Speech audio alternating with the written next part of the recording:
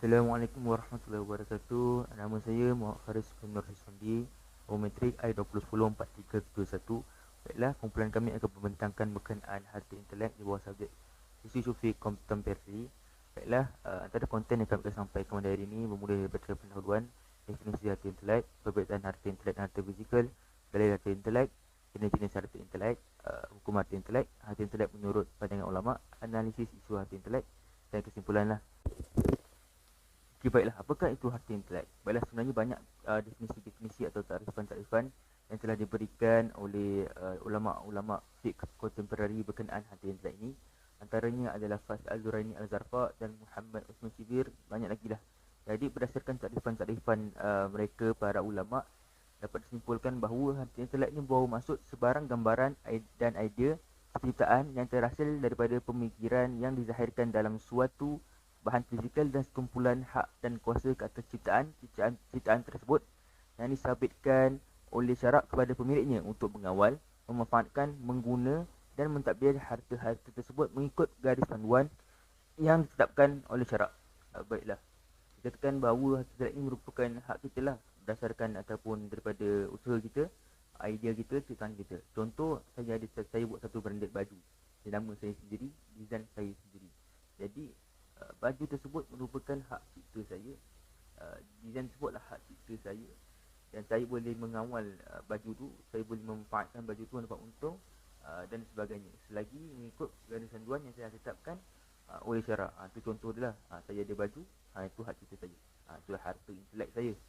Baiklah, seterusnya saya ambil juga definisi daripada Kamus Dewan Bahasa dan Pustaka yang mengatakan bahawa harta intelek ini merupakan apa-apa yang berkaitan dengan hak cipta, pattern, reka bentuk perindustrian, disoptik dan cap dagangan. Baik ya.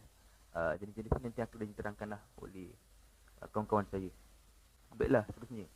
Kenapa harta intelek ni penting untuk dipelihara sebenarnya? Kenapa? Sebab apa? Contoh, macam tadi saya bagi contoh, saya buat, ada pengarah yang buat filem, ada pengarah yang buat wayang. Banyak lagi nanti ni luas lah. Contohlah, saya design baju, saya buat filem contohnya. Jadi bila saya dah buat satu benda tu, saya melaburkan modal yang beribu-ribu, mungkin berjuta-juta, kita tak tahu. Dan benda idea tu bukan datang sehari dua. Idea tu kita dah fikir lama dan kita dah ada modal, kita buat idea tu betul. Jadi kita nak kita punya idea, kita punya usaha tu dilindungi dan dipelihara. Sebab apa? Kalau kita tak terpelihara, jadi orang lain akan mudah, dengan senang dia akan ambil dan ceplak dan tiru kita punya barang. Dia akan tiru kita punya idea, dia akan ambil idea kita, itu jual balik, dapat untung berdasarkan idea kita. Jadi sia-sia yang selama ni kita dah usaha bertahun-tahun, habis beribu-ribu, berjuta-juta modal kita hanya untuk mengeluarkan design, mengeluarkan filem dan sebagainya. Tapi orang tu ambil senang-senang dan menggunakan atas nama idea kita. Jadi sia-sia. Jadi pentinglah sebenarnya harta ni untuk dilindungi dan dipelihara. Yang kedua, harta ni telah digunakan sejak zaman dahulu lagi. Sebenarnya harta ni dah dulu pun dah ada, tapi cumanya tak dispesifikkan dan tak dikhususkan je atas nama harta intelek. Tapi sini dah ada, sebab ada perbuatan-perbuatan yang berkait sebenarnya dengan harta intelek. Yang pertama, contohnya dari pergi segi sanad. Kan ada hadis kita nyatakan sanadnya daripada siapa.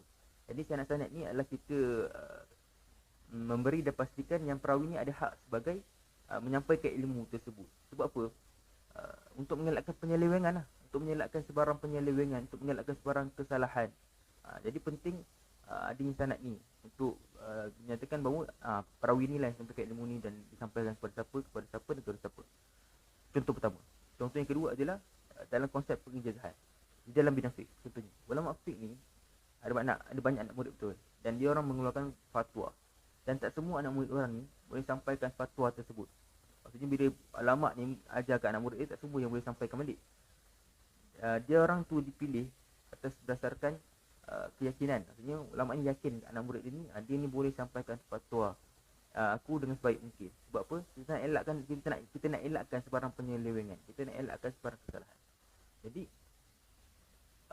poin saya memerlukan kebenaran, memerlukan kebenaran oleh ulama tersebut untuk anak murid menyampaikan fatwa tersebut. Memerlukan kebenaran untuk mengelakkan sebarang penyelewengan dan kesalahan. Baiklah, seterusnya Islam ni mengiktiraf hadis dengan 4 faktor. Apa faktor-faktor? Yang pertama, tidak bertentangan dengan nas. Artinya tidak bercanggah dengan nas itu, tidak bercanggah. Selari dengan nas. Yang kedua adalah diamalkan umat Islam seluruh negara dan masyarakat dunia. Yang ketiga, telah wujud dan sedang diamalkan ketika penetapan hukum tentangnya dibuat.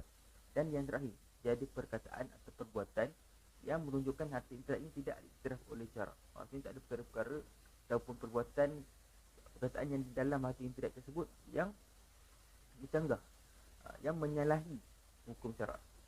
Baiklah, tanpa memasa saya akan serahkan perbincangan tersebut kepada ahli kelas saya yang kedua. Dipersilakan. Assalamualaikum, nama diberi Muhammad Uzani bin Sharif, nombor metrik I18 303376. Baik, kita masuk kepada perbezaan harta fizikal dan harta intelek. Okey, aspek yang pertama, tabiat harta. Harta fizikal, harta yang berbentuk fizikal iaitu berjisim yang kita boleh tengok daripada panca indera sendiri.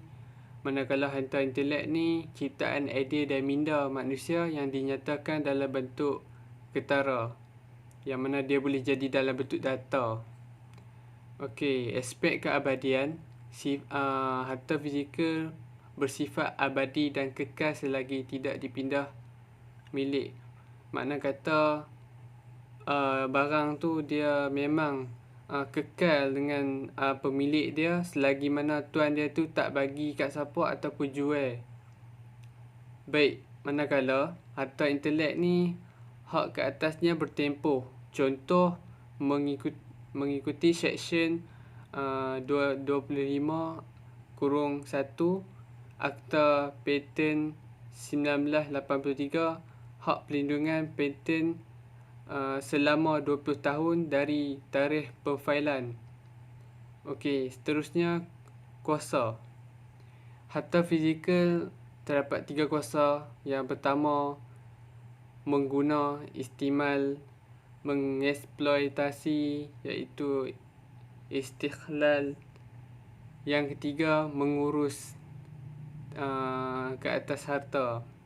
Manakala harta intelek ni pemilik dia punya hak segala manfaat ciptaan asal harta dan menjual salinan harta intelek, sebab pemilik tu dia berhak, sebab yang idea tu memang wujud daripada dia boleh buat apa saja. Kalau dia boleh buat salinan, contohnya macam buku novel tu kan, dia ciptaan asal dia kan ada macam satu buku lah. Dalam buku lepas tu dia buat cetak, kira dia dengan memanfaatkan dia jual. Baik, seterusnya aspek batasan pemilik. Harta fizikal wujud tahap sebagai satu objek je. Contoh macam buku kan, buku kosong kan. Buku kosong, bola. Manakala harta intelek ni wujud dalam bentuk idea dan ciptaan dalam pelbagai bentuk. Kira dia ni bukan dalam bentuk data macam data gitu lah, tapi dia boleh jadi data yang berbentuk fizikal. Contoh macam buku novel tu kan dia buku tu fizikal, tapi disebabkan masuknya data bentuk idea pemikiran tu yang jadi sebuah buku novel tu, kira dia dikira sebagai harta intelek. Dan ada lagi contoh macam CD kan, CD kira dia panggil kat tu harta intelek. Baik, seterusnya sifat harta. Berdiri sendiri kerana ia dibuat dari bahan material dan dicapai dengan panca indera. Kira masa sah kita ni boleh tengok, tahu dia punya bahan-bahan dia. Manakala harta intelek ni diwakili oleh bahan antara fizikal seperti salinan kaya, buku, model ciptaan teknologi dan lain-lain. Contoh macam buku novel tu lah, asal buat dia tulis tu dalam kertas biasa, lepas tu dia salin, dia buat buku. Kira dia sebar, dia jual. So, sekian daripada saya. Assalamualaikum. Bismillahirrahmanirrahim. Assalamualaikum warahmatullahi wabarakatuh. Nama saya Muhammad Emma Fakir bin Muhammad Wahizmi.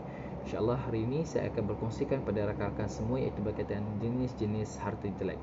Baik, harta intelek ini mempunyai 6 jenis iaitu reka bentuk industri, cap dagang, paten, petunjuk geografi, hak cipta dan juga reka bentuk susun atau litar bersepadu. Baik, kita lihat pada reka bentuk industri. Ia merupakan ciri bentuk, tata rajah, corak atau hiasan yang digunakan pada suatu barang melalui proses atau cara perindustrian. Ciri yang ada pada barang siap merupakan ciri yang menarik dan dinilaikan dengan pandangan mata. Dalam arti kata lain, bentuk, corak atau ukiran sesuatu produk. Senang cerita ataupun yang mudah faham ataupun contoh yang saya boleh ambil adalah perabot. Perabot merupakan satu contoh reka bentuk industri yang mana ia adalah barang siap. Baik, kita lihat pada cap dagang. Cap perdagangan adalah tanda yang membezakan barangan dan perkhidmatan dari seorang peniaga dari yang lain. Cap merangkumi perkataan, logo, gambar, nama, huruf, nombor ataupun gabungan yang disebutkan tadi. Ia juga dikenali sebagai trademark yang boleh membezakan barangan atau perkhidmatan yang dikeluarkan oleh pihak-pihak yang lain. Contoh yang kita boleh ambil adalah KFC, McDonald ataupun jenama-jenama telefon yang lain ataupun jenama-jenama komputer, laptop dan sebagainya. Itu merupakan cap dagang. Baik, kita pergi kepada slide yang seterusnya. Baik, paten. Paten adalah hak eksklusif yang diberikan untuk ciptaan iaitu produk atau proses yang secara umumnya menyediakan kaedah yang baru untuk melakukan sesuatu atau menawarkan penyelesaian teknikal baru kepada sesuatu permasalahan. Untuk pemahaman yang mudah, paten merujuk kepada ciptaan baru ataupun menginovasikan produk yang sedia ada. Contoh yang kita boleh ambil, seseorang peniaga itu telah menciptakan satu perkara yang baru, satu benda yang baru. Itu akan dilindungi di bawah hak paten. Ataupun ia menginovasikan sesuatu. Contoh, ambil botol and then menginovasikan ia boleh menjadikan satu produk dalam pertanian. Okey. Baik, kita lihat pada petunjuk geografi.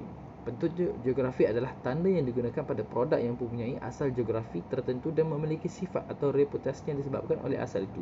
Contoh yang kita boleh ambil adalah keluaran semula jadi pertanian ataupun kraftangan, iaitu labu sayong, mangga harum manis, dari Perlis dan sebagainya. Apa yang kita boleh faham daripada petunjuk geografi ini adalah satu produk yang ia mempunyai asalnya, yang mempunyai tempat asal tersendiri dan adanya reputasi yang tinggi ataupun reputasi orang kata yang viral, yang terkenal. Contoh yang kita tahu, labu sayong. Labu sayong, bila sebut labu sayong orang tahu ia di Perak. Dan apabila kita sebut mangga harum manis, orang akan ingat di Perlis. Itu adalah salah satu produk untuk petunjuk geografi. Baik, kita pergi seterusnya iaitu berkaitan dengan hak cipta. Hak cipta adalah perlindungan yang diberikan kepada pengarang, pemilik hak cipta dan pelaku karya dan persembahan hak cipta sebagaimana ditetapkan di bawah Akta Hak Cipta 1987. Ia adalah untuk mengawal penggunaan karya mereka setelah diterjemahkan di dalam sebarang bentuk seperti persembahan, penulisan dan lain-lain. Antara hasil karya yang layak mendapat perlindungan adalah sastra, filem, seni siaran dan rakaman bunyi. Ini hak cipta ni seperti yang kita sedia maklum, ianya berkaitan dengan movie, berkaitan dengan music, berkaitan dengan karya-karya seni. Kalau kita selalu menonton video ataupun movie, kita akan melihat ada terkandungnya hak cipta terpelihara. Itu adalah salah satu daripada hak cipta terpelihara, jenis harta intelek lah, dan ia dilindungi di bawah Akta Hak Cipta 1987. Baik, kita lihat pada reka bentuk susun atau litar bersepadu. Baik, reka bentuk susun atau litar bersepadu adalah satu susunan 3 dimensi unsur-unsur sesuatu litar bersepadu yang mengandungi sebahagian atau semua unsur hubungan litar bersepadu atau keseluruhan susunan 3 dimensi disediakan untuk tujuan persediaan bagi proses perkilangan. Baik, reka bentuk susun atau litar bersepadu ini adalah satu komponen-komponen elektronik yang terdapat di dalam komputer, dalam telefon dan sebagainya. Dan yang kita boleh ambil contoh juga adalah berkaitan dengan komponen dalam elektrik tersebut, dan itu adalah salah satu daripada reka bentuk susun atau litar bersepadu. InsyaAllah sekian daripada saya. Assalamualaikum warahmatullahi wabarakatuh. Bismillahirrahmanirrahim. Allahumma salli ala Sayyidina Muhammad. Okey, nama saya Ahmad Ibrahim bin Adam Malik. Saya akan menerangkan tentang dalil harta intelek dan hukum harta intelek diurusniagakan. Okey, Sebagaimana yang kita tahu dari awal tadi, harta intelek ni sebenarnya wujud sekian lama, tetapi namun ia tidak dikhususkan dan dispesifikkan perkara tersebut. Okey, dalil yang saya datang ini berkaitan dengan dalil sanad, namun dia ada kaitan dengan penjagaan harta intelek tersebut. Okey. Firman Allah Taala dalam surah Al-Kahf ayat 4 yang bermaksud, katakanlah wahai Muhammad kepada orang yang musyrik yang menentangmu, sudahkah kamu mengetahui kekuasaan dan kelayakan makhluk-makhluk yang kamu seru dan sembah yang lain dari Allah SWT? Tunjukkanlah kepadaku apakah mereka ciptakan dari bahagian bumi ini, atau adakah mereka mempunyai sebarang pengkongsian dengan Allah SWT dalam mencipta dan mengurus langit? Bawalah kamu kepadaku sebuah kitab dari Allah SWT yang lain daripada Al-Quran ini, atau sebarang keterangan yang berdasarkan ilmu peninggalan orang-orang yang lalu, kalau kamu betul-betul orang yang benar dalam dakwaan kamu itu. Okey, dalil yang kedua saya datangkan hadis, iaitu dari Salmah pula Rasulullah SAW bersabda, maksudnya siapa yang memperkatakan apa yang tidak aku katakan, maka tersedialah tempatnya di neraka. Okey, hukum harta intelek diurus niagakan. Okey, hujah jumhur ulama yang membenarkan harta intelek itu diurus niagakan, iaitu hujah pertama ialah harta intelek merupakan hasil perahan tenaga dan akal fikiran. Okey, sebagaimana hadis Nabi Muhammad SAW sabda, ma akala ahadun minkum ta'aman ahabba ila Allah azza wajal min amalihi yadihi. Maksudnya, sesungguhnya sebaik-baik makanan yang kamu makan yang lebih Allah sukai ialah ia usahakan sendiri. Jelas di hadis ini mengatakan para karya ataupun para yang membuat harta intelek tersebut diharuskan makan daripada hasil diurus niagakan harta intelek tersebut, kerana itu ialah usaha dan perahan tenaga mereka sendiri. Okey, hujah kedua ialah urus masa mengiktiraf harta intelek sebagai harta yang bernilai. Okey, kalau kita tengok harta intelek ni diiktiraf oleh dunia kerjaya tersebut. Okey, seperti produk-produk seperti buku. Lagi-lagi sekarang urus sekarang ialah teknologi. Teknologi amat memerangsangkan pada zaman sekarang. Oleh itu harta itu amat bernilai, serta harta itu boleh menyumbang kepada ekonomi negara tersebut, ekonomi negara Islam, serta menaikkan taraf kehidupan orang Islam itu sendiri. Kerana ekonomi ini zaman sekarang ekonomi sangat penting. Kerana bila mundur dengan ekonomi, jatuhlah sebuah negara itu tersebut. Hujah sebagai ulama menolak harta intelek ini diurus niagakan kerana hujah pertama ialah harta intelek merupakan satu bentuk ilmu. Bila kegiatan ilmu ini ialah merupakan ibadah dan sebuah ketaatan.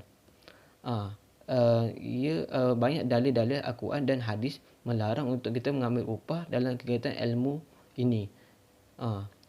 Tetapi ulama telah menceritakan ataupun telah menghuraikan perkara tersebut, serta mengharuskan serta majoriti ulama, majoriti fuqaha mengharuskan mengambil upah dalam kaitan ilmu tersebut, termasuklah dalam harta intelek tersebut.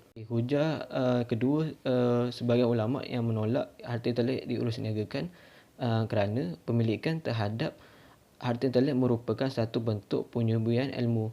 Penyuburyan ilmu ini dilarang sama sekali atas tujuan untuk menaikkan harga kerana ia memerlukan di pasaran. Itu dilarang sama sekali lah. Tetapi ia tidak ada mengena dengan amalan urusnya harta intelek untuk diurus niagakan. Wallahu alam, itu saja dari saya. Baik, sekarang kita akan masuk pula kepada bahagian pandangan ulama terhadap harta intelek. Sebelum kita masuk dengan lebih dalam, Saya ingin memperkenalkan diri saya. Saya Muhammad Faris Ashraf bin Abdullah. Nombor matrik saya I20104440. Ulama yang membahaskan saya ada pecahkanlah kepada 3 bahagian, iaitu bahagian ulama, ulama mazhab dan juga ulama kontemporari. Ulama ni saya ada jumpa dua orang ulama. Antaranya adalah Ibnu Khaldun dan juga Ibnu Ahmad, iaitu Imam Hanbali. Untuk Ibnu Khaldun, dia ni beliau seorang sarjana sejarawan Arab. Beliau mengatakan bahawa beliau mengkritik amalan plagiat dengan mengecam peniruan idea dan karya orang lain. Dan juga untuk Imam Hanbali ni, dia dirangkapkan oleh Imam Ghazali. Imam Ghazali dia ada meriwayatkan Ibnu Ahmad, iaitu Imam Hanbali, apabila ditanya sekiranya hilang beberapa helai muka surat dalam buku yang tercatat padanya hadis-hadis, adakah dibolehkan bagi mereka yang menjumpai untuk menyalin semula catatan tersebut? Maka dijawabnya, iaitu Imam Hanbali, dia menjawab tidak boleh, bahkan perlu meminta izin terlebih dahulu sebelum menyalinnya. Jadi dekat sini kita nampak yang setiap hadis itu dia dinilai sebagai harta lah, seperti manfaat kepunyaan hak benda yang tu dikira sebagai harta. Tapi dekat bahagian pada awal-awal, ulama tidak membincangkan secara teliti mendalam perkara tentang harta intelek ni. Ulama mazhab ni ada yang menerima, ada yang menolak. Jadi untuk di sini saya ada pecahkan pada 2 bahagian lah, iaitu majoriti ulama yang menerima perkara itu adalah ulama mazhab Hanbali, ulama mazhab Maliki, Hanbali, Syafi'i. Jadi dia yang menolak ini hanyalah ulama mazhab Hanafi, iaitu minoriti mazhab. Majoriti mazhab menerima.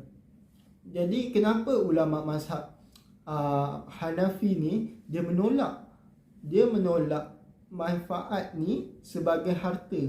Jadi manfaat ni bagi ulama mazhab Hanafi dia bukan harta. Jadi dia kata hak cipta iaitu manfaat lah, tidak dianggap sebagai harta. Dan untuk yang menerima ni dia semua ulama mazhab Syafi'i, Hanbali ni dia mengikut kepada ulama mazhab Maliki, iaitu harta adalah sesuatu yang mempunyai unsur manfaat, bernilai dan boleh dimiliki. Jadi dekat sini kita nampak syarat harta tu adalah mempunyai manfaat, ianya mesti bernilai dan boleh dimiliki. Jadi dekat sini dimiliki ni mungkin kita tak berapa jelas dimiliki macam mana. Dimiliki secara fizikal dia ataupun dimiliki secara maknawi lah.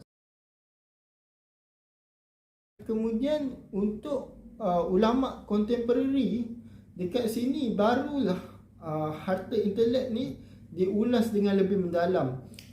Konsep ni dia bermula oleh para ulama kontemporari pada awal abad ke-20.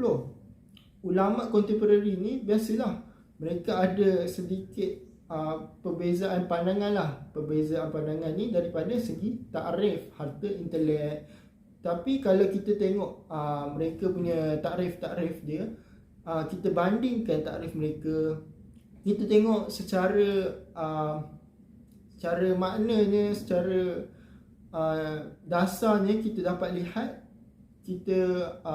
lihatlah yang harta intelek ni dia sama je makna dia, seperti satu hak cipta satu pemikiran, bentuk pemikiran, idea boleh diterbitkan. Jadi perkara yang harta intelek ni, boleh kata ulama kontemporari ni dia bersependapat lah tentang harta intelek ni. Jadi dekat sini ulama yang membincangkan, yang bahaskan tentang harta intelek adalah Fats Al-Duraini, Az-Zarqa, Muhammad Usman Shibir, Abdullah Mabruk Al-Najjar, Numan Jum'ah, Nazih Muhammad, Ali Al-Khafif dan Reda Abdul Rahman Wahdan. Maafkan saya. Dekat sini majoriti ulama dia mengiktiraflah harta intelek ni sebagai harta di sisi syarak, kerana mereka berpandangan bahawa manfaat dikira sebagai harta. Ni daripada yang ulama mazhab tadilah kita dapat lihat. Mereka ulama mazhab ni dia mengatakan bahawa harta ni dia mesti mempunyai manfaat, bernilai dan boleh dimiliki. Jadi ulama kontemporari ni bahas, dia kata manfaat tu dikira sebagai harta. Dengan itu, segala hukum syarak yang tertakluk ke atas harta-harta fizikal biasalah, macam telefon itu, macam telefon dia juga termasuk terpakai ke atas harta intelek. Jadi hukum-hukum ke atas harta fizikal sama juga dengan hukum kepada harta intelek. Jadi dekat situ sajalah untuk pandangan ulama. Wallahu alam. Baiklah, sebelum menyambungkan slide kepada isu harta intelek, saya ingin memperkenalkan diri saya sendiri, iaitu saya bernama Ahmad Faizal bin Yulinto, nombor matrik I20104350. Kita beri contoh kepada filem Parasite. Kemenangan filem Parasite baru-baru ini pada anugerah Oscar membuka mata kita semua bahawa bahasa bukan penghalang bagi menggondol anugerah karya seni filem di arena antarabangsa. Karya berkualiti ialah kriteria yang akan diambil kira dalam menentukan kejayaan sesebuah filem. Namun, terdengar desas-desus mengatakan bahawa sebelum filem Parasite ini ke layar perak, sudah wujud sebuah karya lain seumpama Parasite ini yang dikatakan mirip dengan jalan cerita itu, sekaligus bakal mengundang isu hak cipta. Sebagai contoh idea bagi sesebuah filem, mungkin untuk menerangkan perbezaan darjat, iaitu si miskin dan si kaya. Cerita sebegini banyak dapat kita tonton dalam suluk drama ataupun filem, seperti karya seniman agung P. Ramlee melalui filem Ibu Mertuaku. Namun, idea bagi sesebuah filem tidak dilindungi oleh undang-undang hak cipta. Plot dan jalan cerita dan watak yang dimainkan dalam sesebuah filem menjadi asas dalam menentukan sama ada sesuatu karya asli ataupun ciplak.